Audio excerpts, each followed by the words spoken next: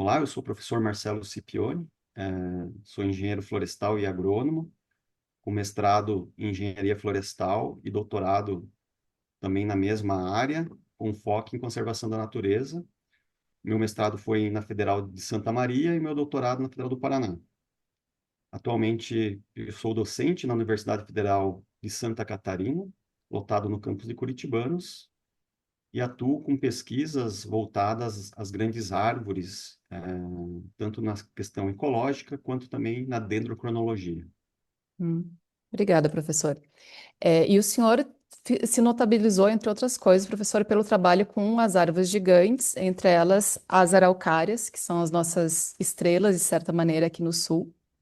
E o senhor tem esse trabalho, que talvez seja único na área, de mapear as araucárias, as chamadas araucárias gigantes. O senhor podia contar, primeiro, como é feito, esse mapeamento das araucárias monumentais, que a gente recebeu algumas perguntas, né, do pessoal querendo indicar, e tem uma árvore gigante na minha área, eu conheço uma árvore gigante aqui. Então, como que essas árvores, digamos, são descobertas e mapeadas? Essas grandes árvores, elas vieram numa pesquisa anterior para entender as florestas originais. Como as grandes árvores são indicadoras, né, de conservação, da longevidade, do tempo, que elas estão no local, elas podem ser um indicador excelente, assim, para questão de distúrbios, né? Se temos árvores gigantes, quer dizer que aquele local é mais preservado. Mas não necessariamente nesse aspecto, né? Que a presença, às vezes, só de um indivíduo, né? Às vezes, em torno dela, totalmente está desmatado. Mas começou com uma pesquisa, né, de mapeamento de grandes árvores, da floresta original, né, nessa busca. Eu tive a oportunidade de visitar o Sequoia Park, né, nos Estados Unidos, e quando eu retornei ao Brasil, nessa visita, em 2012, eu me perguntei onde estão as maiores araucárias, né, para linkar nessa pesquisa, né, onde eu conhecia alguns indivíduos, sabia que tinha indivíduos acima de 2 metros. Tive a oportunidade de visitar alguns quando era aluno de graduação, um desses grandes indivíduos.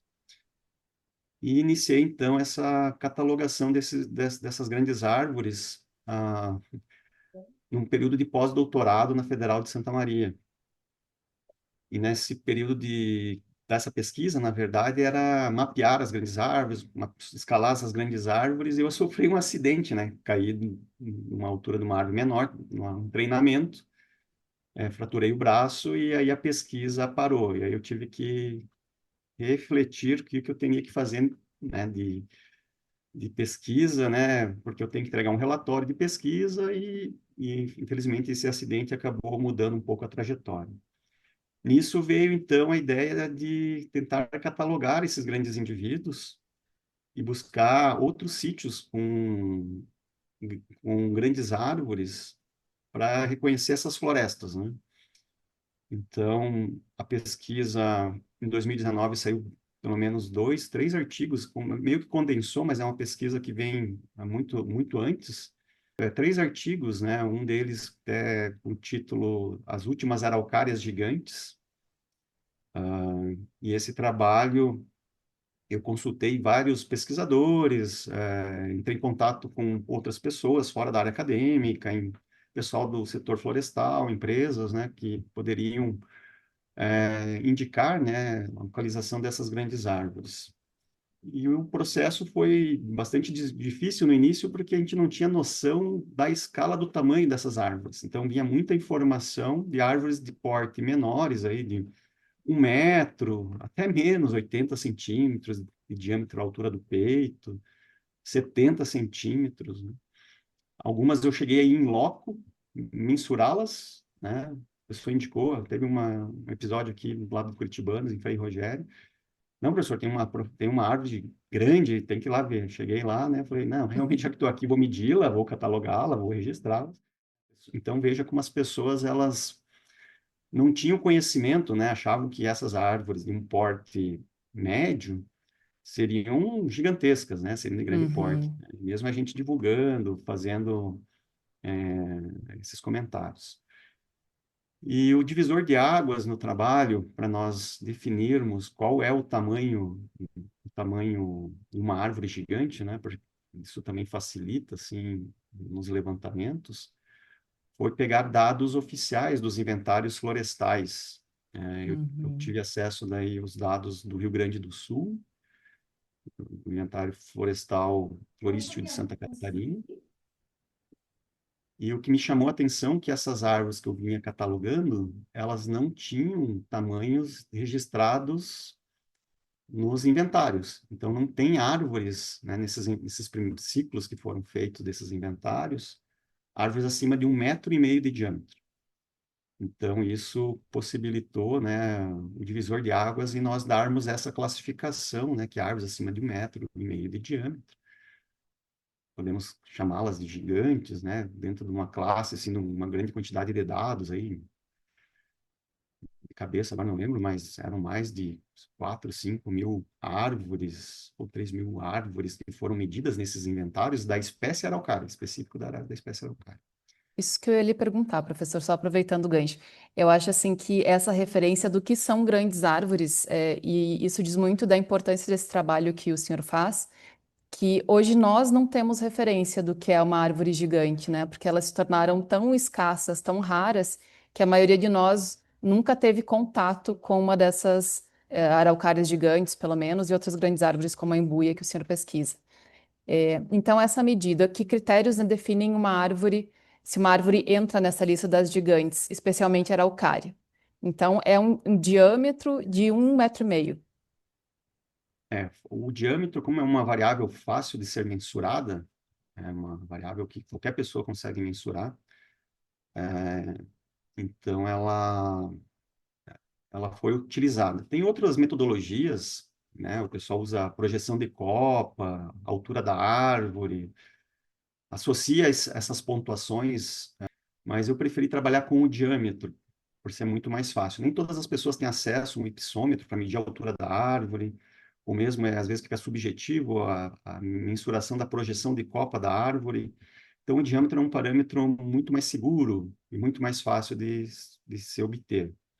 Como os dados oficiais mostram a realidade das nossas florestas, os inventários florestais têm esse objetivo de mostrar a estrutura da floresta, quanto nós temos de floresta, quais as espécies, e esses registros oficiais não terem árvores acima de 1,5 metro, aí foi um divisor de águas para nós tratarmos, né, essas árvores, né, num contexto diferente do que a sociedade é um reflexo da sociedade, né, os resultados dos inventários. Então as pessoas realmente não conhecem, né, fora algumas pessoas que já tiveram contato, né, o pessoal do interior às vezes tem na sua propriedade lá um indivíduo, mas são poucos indivíduos que sobraram, muito poucos. Então, trazer isso à tona, mostrar também a questão da ameaça da araucária, né? As pessoas veem muitos indivíduos de araucárias. E muitas vezes chegavam a falar para mim, professor, mas querem manejar a araucária, mas está cheio de árvores aí, ó. Tem muito de araucária, tem muito de araucária. Realmente, temos vários indivíduos de araucária. Mas como é que era a floresta original? Qual é o porte dessas grandes árvores, né? Aí a gente consegue fazer uma reflexão, né, que realmente as maiores árvores foram as primeiras a serem cortadas e colhidas. Então isso é um alerta, assim, né, e chama atenção, né, de a gente até esquecer da nossa história natural, né, da como é que era a nossa floresta original, pela ação do homem. Então, isso uma ação importante que a gente vem atuando, né? Tanto caracterizar a floresta original, né? Comparando com as florestas secundárias, como também valorando esses indivíduos que às vezes estão em áreas florestais e às vezes eles estão ainda em áreas abertas ou isolados, né? Que, que sobraram ali, ficaram, mas devem ser preservados também, mesmo em áreas urbanas, áreas rurais, assim por diante. Professor, e tem uma curiosidade muito grande, a gente já viu várias estimativas, né, em relação às árvores gigantes de idade. Como é essa correlação entre tamanho e idade, no caso das araucárias, e como que se estima, né, esse tempo de vida desses indivíduos? As árvores, elas registram, né, pelo seu crescimento, a gente chama de anéis de crescimento, né? Então, tu vê camadas claras e escuras. que reflete o período das estações, né? Então, a camada escura é o período de inverno, outonal ali, que diminui o crescimento, as células ficam menores e a parede celular fica mais espessa. E no período da primavera-verão, que ela cresce, retoma o crescimento, as células são maiores, a parede mais fina, então fica essa marcação, né, esse dado que a gente chama de dado prox, fica registrado na natureza, né, essas informações do passado. E a forma de a gente datar e identificar a idade das árvores é através dos anéis. Contudo, as grandes árvores, essas árvores de araucária, a gente vem trabalhando já há alguns anos. Nós temos vários desafios que nós já conseguimos superar, né? Um é conseguir coletar amostra de árvores com 2 metros de diâmetro ou grandes dimensões, né? Então, o equipamento para coletar isso não é convencional, né? Vamos usar o trado de incremento, que é um equipamento que tem tipo uma sonda, né? Como fosse uma sonda, uma broca, que você perfura a árvore ali, meio milímetro, né? E consegue extrair essa amostra de madeira, fazer o polimento e trabalhar a contagem de anéis. E também as situações quando as árvores caem, ou por ação da natureza, ou crimes ambientais. A gente consegue tirar discos para fazer esse polimento nesse disco, né? Para tentar fazer a contagem de anéis. As gigantes, acima aí de 1,5 m, a gente publicou um trabalho, né, mostrando esses atributos de antiguidade, digamos assim, das grandes árvores. Posso fazer uma analogia com a gente, né? Conforme a gente vai ficando mais velho, a gente vai ter, o cabelo vai ficando branco, as rugas vão surgindo, né? As árvores também vão ter esses atributos de antiguidade, né? Um deles é a presença de cavidades. Então, essas cavidades internas são formadas naturalmente pelo apodrecimento interno da madeira, né? Então, a gente encontra essas grandes árvores, muitas delas, tu consegue entrar dentro dela, como fosse uma caverna biológica. Então, aí já começa um desafio que a gente já não tem anéis completos, né, nessas grandes árvores. Nós temos muitas amostras aí de árvores de 1,20 m, 1,40 m, com incremento completo, com todos os anéis. E a partir de 1,5 m, a gente já vê que já começa a presença dessas cavidades, né? E isso dificulta nós termos uma idade precisa. Então, a gente vai ter que fazer umas estimativas. O outro desafio é que essas nossas árvores, elas crescendo em clima subtropical, mesmo que nós temos um inverno meio marcado, né?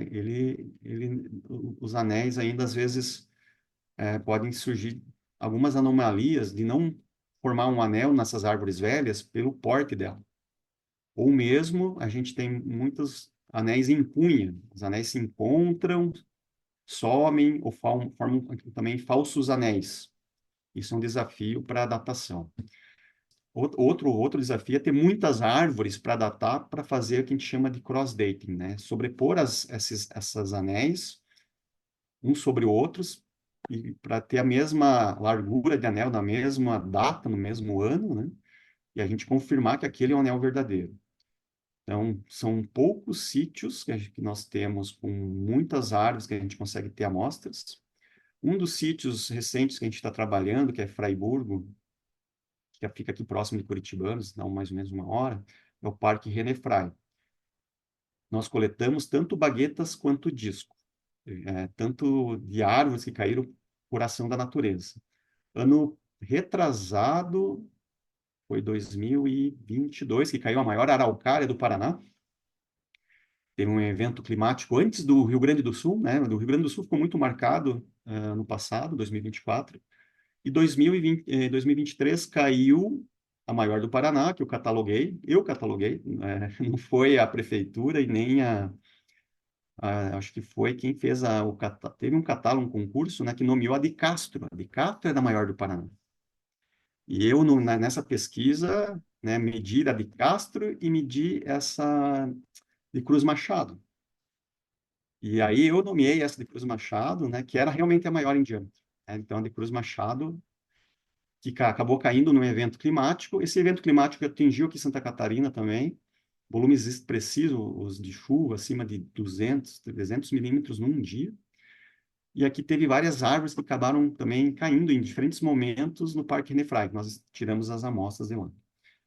É, e esse sítio, tenho muitas amostras, é o sítio mais difícil que eu tenho por causa desses anéis em cunha. Até os 90 anos, da medula até 90 anos, eu consigo verificar anéis verdadeiros. A partir dali, tem várias anomalias, né, desses anéis em cunha, que é um processo de crescimento. Eu tenho uma hipótese que possa ser a questão de torção do tronco da árvore, ainda a gente não conseguiu confirmar isso, e dificulta muito a datação. Por isso que nós estamos agora com um projeto de inteligência artificial para auxiliar nessas datações. Nós estamos começando com espécies fáceis, com alpinos, para auxiliar. Nós estamos iniciando o treinamento da marcação dos anéis. Já conseguimos um modelo para distinguir a casca, identificar a medula, para emitir o raio. A partir desse raio, nós fazer as mensurações, né? Então, ainda tem bastante trabalho, né, para refinar isso. Talvez a inteligência artificial também vai chegar a uma conclusão que é difícil de datar. Talvez a gente não consiga datar. Eu estou com uma outra técnica para auxiliar, complementar, vamos ver se é possível. Um trabalho com araucária, modelagem de casca, de espessura de casca. A casca da araucária, interessante, nós agora conseguimos fazer um trabalho completo praticamente com a casca da araucária, em razão dessas grandes árvores. Nós temos amostras aí que são maiores que 11, 12, 13 centímetros de espessura. Isso me chamou a atenção, né, desse material, né, ser tão espesso, né? Isso talvez seja uma característica que mantenha também, proteja a araucária para que ela chegue a ter idades centenárias, multisseculares, hein? E nós vamos tentar a técnica de datação por carbono 14, né? Associar essa técnica na casca e datar uma medula de uma dessas grandes árvores de 1,80 m que caiu no Parque René Frey. E vamos ver se ele dá um suporte, né? Em razão que ela é também, essa árvore, ela tem uma cavidade, então a parte basal dela a gente não consegue ter uma datação precisa, não vai ter uma formação precisa, mas nós temos amostra de discos em posições em alturas superiores que vai possibilitar a gente tentar refinar junto com a análise de datação por carbono 14, junto com essa questão de contagem de anéis desses discos nas posições superiores. Isso é uma pergunta que faz tempo que me instiga, né? E sempre as pessoas perguntam, né? E é difícil a gente fazer uma estimativa de idade de árvores, porque cada árvore, dependendo do ambiente que ela cresce, ela pode ter idades diferentes, né? Se tiver o solo profundo, que possibilita o crescimento dela, né, ela vai ter anéis largos, né? A árvore não cresceu num ambiente sombreado no início da vida dela. Então, ela vai ter um comportamento diferente, né, de uma árvore que cresceu em cima de uma laje de rocha, né? Eu tenho uma amostra no laboratório, onde uma árvore cresceu numa área urbana, né, sem competição, né, ela é isolada, recebendo toda a radiação. Ela tem o mesmo tamanho de uma outra amostra que cresceu sobre uma laje. Ela caiu e escorregou, assim, ninguém derrubou, ela não teve mais condições do sistema radicular de mantê-la sobre essa laje de rocha. Ela tem 90 anos, praticamente tem o mesmo tamanho dessa outra árvore que tem 25 anos. Então veja como o ambiente influencia, né? Então isso, às vezes, as pessoas perguntam, mas professor, só olhando pelo porte dela, quantos anos você acha que tem, né? Então isso é bastante subjetivo, né? Então às vezes eu posso estar super valorando a árvore com uma idade de 400, 500 anos e na verdade ela pode ter 150 anos. Então isso é bastante desafiador. Professora, esse é um ponto importante, né? Que a gente quer entender, tipo, tem um padrão, a partir de 1,5 tem 200 anos, mais de 2 tem 300, é impossível. Então, pelo que eu entendi, o método, digamos, mais acessível para medir seria esse bagueta, né? Que é fazer um As baguetes. microfurinho para atravessar e fazer a contagem, mas mesmo assim pode ser bastante impreciso, né? Esse resultado, pelo É, crescimento não homogêneo, para essa questão dos anéis não marcados, como o senhor comentou. você vai ter uma estimativa melhor do que no olhômetro, olhando só, Uhum. né? Até brinquei com os alunos, né? Tu não olhar a carteira de identidade da árvore, né? Como fosse a carteira de identidade da árvore, pelo menos tu tira a amostra e você consegue contar. Vai ter anéis falsos no meio, com certeza vai ter um percentual de anéis falsos, né? Essas árvores velhas, vai ter uma quantidade bem significativa desses anéis falsos. Como é que formam esses anéis falsos, né? Às vezes, é um veranico que deu no meio do inverno.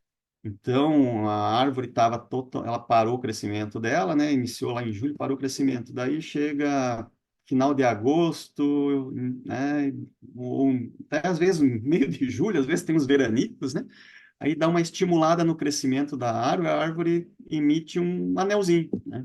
E às vezes pode estar contando aquele anel e às vezes não é um anel verdadeiro. Então é isso que acaba superestimando também a idade das árvores. No nosso caso, é bastante desafiador essas árvores porque a gente precisa fazer o cross-date. Então, no ambiente tropical tudo é mais difícil do que um ambiente temperado, clima temperado ou um clima mais estacional, lá que fique 6 meses sem chover, né, que marca muito bem os anéis, né? A gente precisa Professor, de só para a muitas gente amostras. explicar claramente, assim, o cross-date ele é um cruzamento de dados de uma, assim, grande número de representantes, né? Para você ter uma ideia de uma Claro. média, Uhum. é isso? Sim.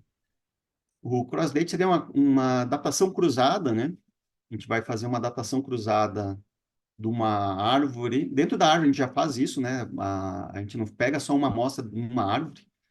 Árvores grandes a gente tem que pegar, às vezes, 8 amostras, até mais, né? Dessas árvores araucárias gigantes, para poder, dentro da árvore, tentar sincronizar os anéis dentro da árvore, previamente, para depois tentar com outras árvores próximas, né? Então, é bastante trabalhoso. No nosso contexto, a gente está trabalhando aí com 30, mais de 30 árvores, e estamos tirando para a araucária já 3 amostras por árvores, e essas gigantes a gente chega a tirar 8, né, conforme o porte delas. Nós estamos com um trabalho para datação do pinheiro multissecular lá em Nova Petrópolis, no Rio Grande do Sul, né? Só tem uma árvore grande lá. Só está ela na floresta grandona, ela é o atrativo, nós coletamos árvores do entorno, tiramos algumas amostras dela, ela é ocada, então a gente não consegue chegar até o núcleo dela ali. E estamos tentando um trabalho agora, pelo menos assim, vai sair um trabalho de dendroclimatologia, colecionando o clima, né, e os anéis das árvores ali, nos últimos 50, 70 anos, a gente conseguiu datar muito bem os últimos 50, 60 anos, com 10 árvores, nós coletamos 30. Muitas delas acabam não sincronizando os anéis, pode ser uma árvore que cresceu sombreada, né, ela teve um momento diferente das outras, né, então acaba sendo bastante difícil. É um quebra-cabeça que nem todas as peças a gente vai usar para montar esse quebra-cabeça. A gente tem um monte de peças e aí a gente vai encaixando, muito trabalhoso. Coletar as amostras até é um trabalho rápido, preparar elas, né? Mas depois, o pós-laboratório é bastante árduo esse trabalho aí.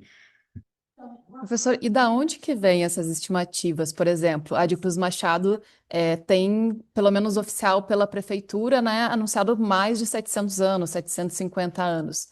É, o, Da onde vem essas estimativas? E várias outras cidades, outras árvores têm também algum esse- número de idade estimado. essa de Cruz Machado aí, não sei, eu acho que tenho certeza que não contaram os anéis, porque eu não vi ninguém tirando o disco, a amostra, né? O próprio Ivar que coletou material genético dessa árvore, né, para fazer a clonagem dela, né?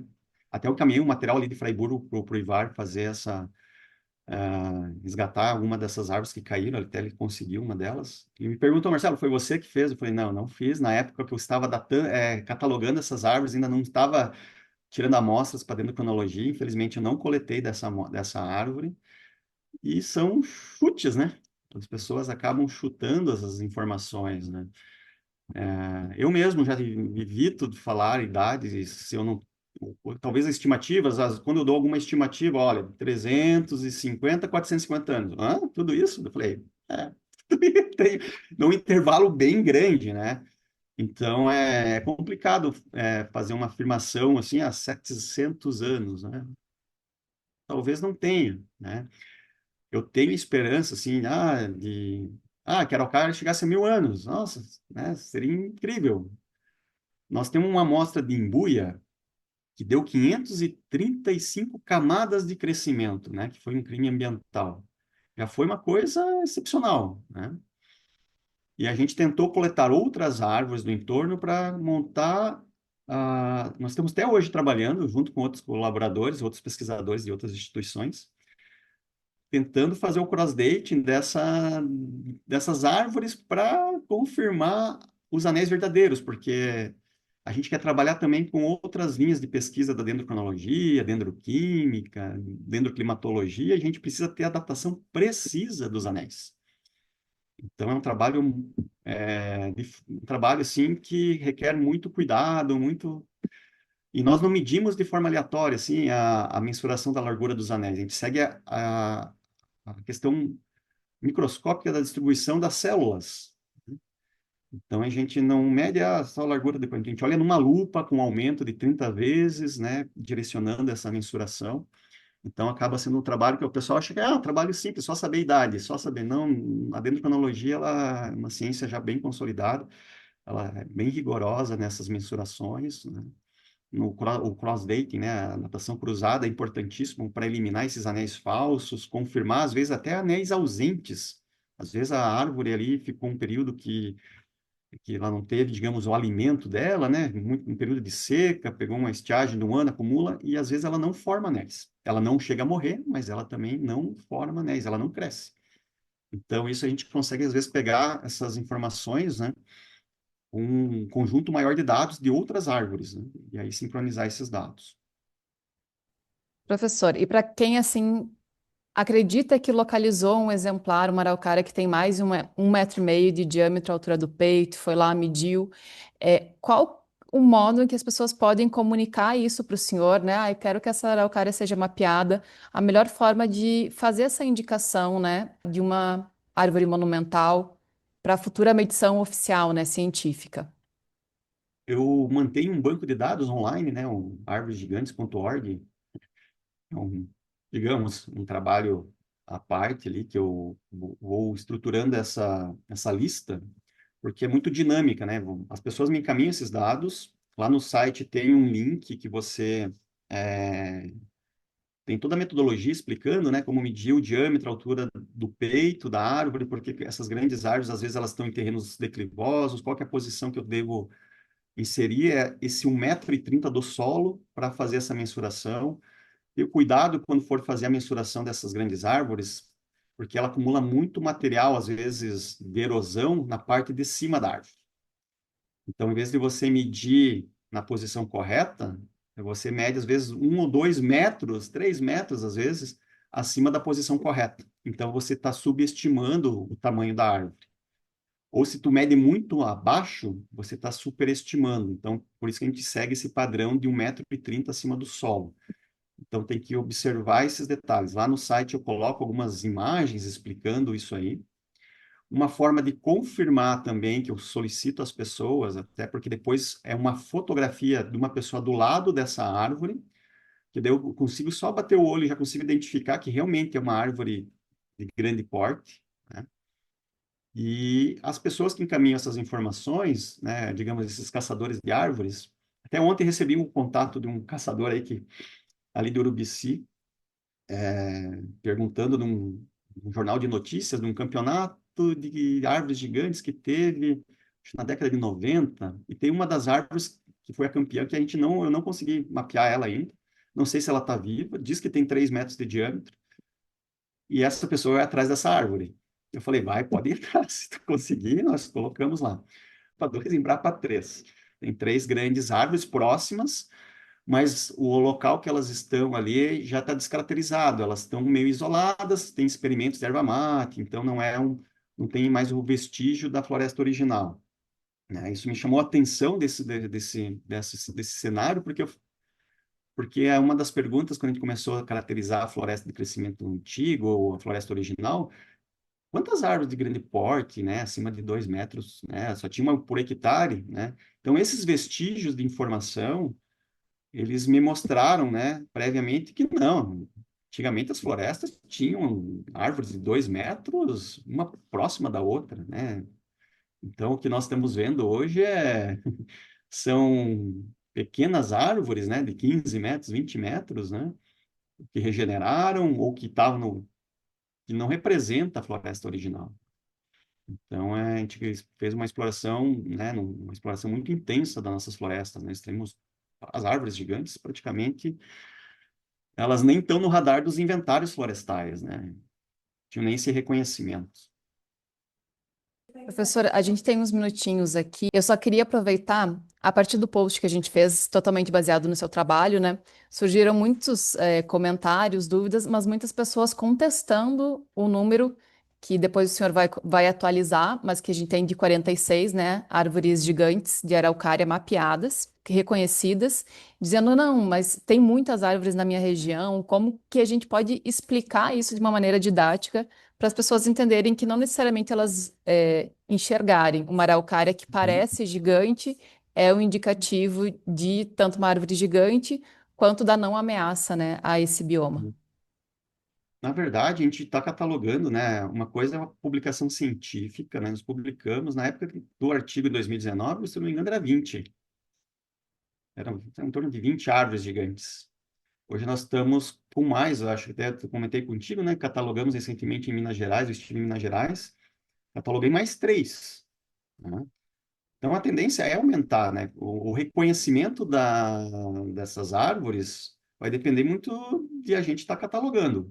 Por exemplo, de perder essas árvores gigantes. Se eu não tivesse catalogado essas árvores gigantes, o pessoal não estaria lá da Embrapa resgatando material genético lá em Cruz Machado, né? Não teria toda uma mídia em cima dessas grandes árvores para conservação, né, de outras pesquisas que nós estamos realizando também de migração assistida, né, resgatar esse material genético. Então, vai ter mais novas árvores. Tenho certeza que a gente vai achar mais novas árvores. Mas talvez não seja um número muito mais expressivo. Será que vamos chegar a 100, passar de 100? Tem 200? Mas se tu pensar em muito pouco, se pensar todo o território de ocorrência da araucária, que vai desde da Argentina, a Minas Gerais, Rio de Janeiro, São Paulo, né, Paraná, Santa Catarina, né? É muito pouco, né? Com certeza a gente vai achar mais, mas talvez não seja, né, um número tão mais expressivo do que a gente já tem registrado aí, né? Mas é importante as pessoas encaminharem, elas podem, com certeza, têm que contestar, e elas têm que comprovar que elas têm árvores lá. Não adianta me dizer, ah, tem gigante. Nós já temos um parâmetro para definir a gigante. Agora você tem que me provar, né? Então já tive embates com pessoas assim, né, que falaram, não, que eu tenho na minha propriedade uma gigante, não sei o quê, então bate a foto, não vou lá medir. Ah, não vou dizer porque, então, cara, então você não tem. Já teve cenários também opostos que a pessoa tem a árvore gigante, as pessoas me falaram e eles não querem que eu vá lá medir por ter algum problema ambiental na propriedade, ou às vezes até mesmo não querer que aquela árvore seja reconhecida e protegida, porque eles têm pretensões às vezes de um desmatamento. Então é bastante complicado, né, essa situação quando a gente começa a catalogar e deixar público também essas informações, né? Árvores como o Matusalém, né, que é uma árvore icônica de 4.000 anos, que fica num parque nacional americano, é segredo de Estado, ninguém sabe onde ela está, Uhum. né? Para proteger ela do vandalismo, né, e assim por diante.